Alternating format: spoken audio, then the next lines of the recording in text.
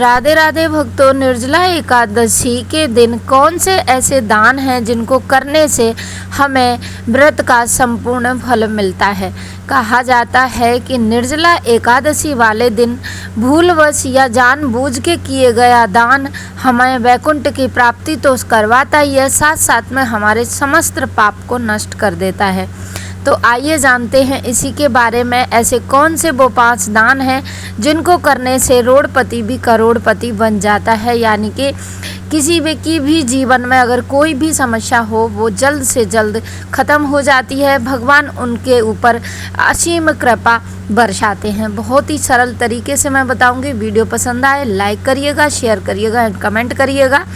And मैं उपाय भी साथ साथ में बताऊंगी कि आप उस दिन इन उपायों को कैसे कर सकते हैं। यानी दान करना है, किसको दान करना है, ये दान किन किन को करना है और ये दान करने का क्या फल प्राप्त होगा, साथ में सब कुछ आपको वीडियो में एंड तक मिलेगा। वीडियो स्किप मत करिएगा, वीडियो एंड तक देखिएगा। वीडियो पसंद आए तो दोस्तों में शेयर ज़रूर करिएगा।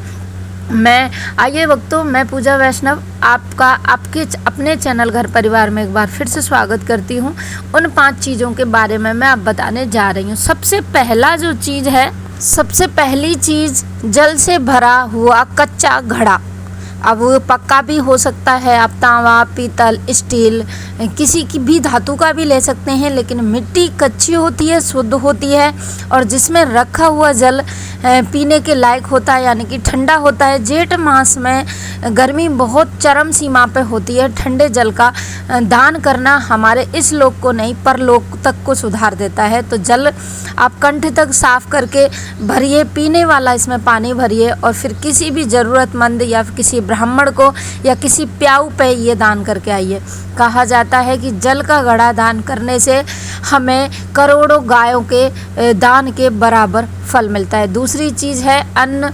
जल के साथ अन्न, दाल, चावल और कोई भी चीज़ जैसे खाने का भोजन का सामान, जैसे कि कोई पका हुआ भोजन भी आप किसी को दान कर सकते हैं। उस दिन किसी भूखे इंसान को भोजन करा सकते हैं या फिर किसी गरीब इंसान को कुछ राशन का सामान दान कर सकते हैं। अन्नदान महादानों में आता है। अन्नदान करने वाले के जीवन में कभी भी धन ऐश्वर्य की कमी नहीं रहती। उस दिन माता लक्ष्मी और भगवान विष्णु का दिन होता है, तो वो बहुत अति प्रसन्न होते हैं किसी को ये अन्नदान और जलदान करने से। अन्न का दान, चावल का दान, दाल का दान, इसमें से आप किसी भी चीज़ का कर सकते हैं। पका हुआ भोजन भी कर सकते हैं, कच्चा भोजन भी कर सकते हैं।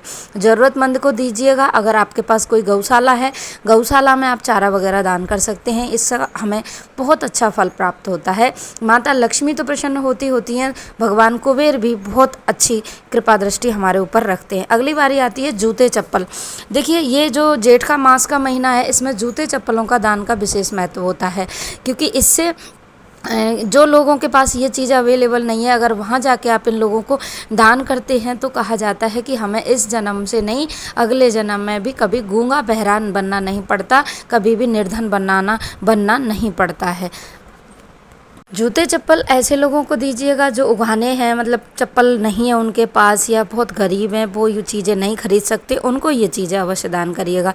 अगला आता है छाता। छाता आप अवश्य रूप से दान करिएगा। छाता गर्मियों में बहुत अच्छी चीज़ होती है। पंखा, किसी को भी आप पंखी जो होती है वो बहुत आसानी से मार्केट में मिल जाती है, वो अवश्य दान करिएगा। फल उस दिन दान अवश्य रूप से किए जाते हैं। मटके के ऊपर जो वस्त्र रखा जाता है, यानी पीला वस्त्र या पीले पोशाक या पीले कपड़े किसी भी भगवान के निमित्त आपको देना चाहिए। पीला कलर जो है वो भगवान को अत्यधिक प्रिय है, भगवान विष्णु को बहुत अत्यधिक प्रसन्न करता है। तो आप ये अवश्य 5 चीज़ दान करिएगा। आगे इनकी लिस्ट का कोई अंत नहीं है। सोना, चांदी, हीरा जवाहरात, कुछ भी आप कर सकते हैं, लेकिन कुछ भी आप दान कर सकते हैं। मीठा पानी उस दिन अवश्य दान करिएगा। किसी को भी चीनी डाल के या रूह अफ़ज़ा डाल के या फिर आप उसमें कुछ मीठा मिला के या किसी फ्रूट का जूस बना के आप अवश्य दान करिएगा।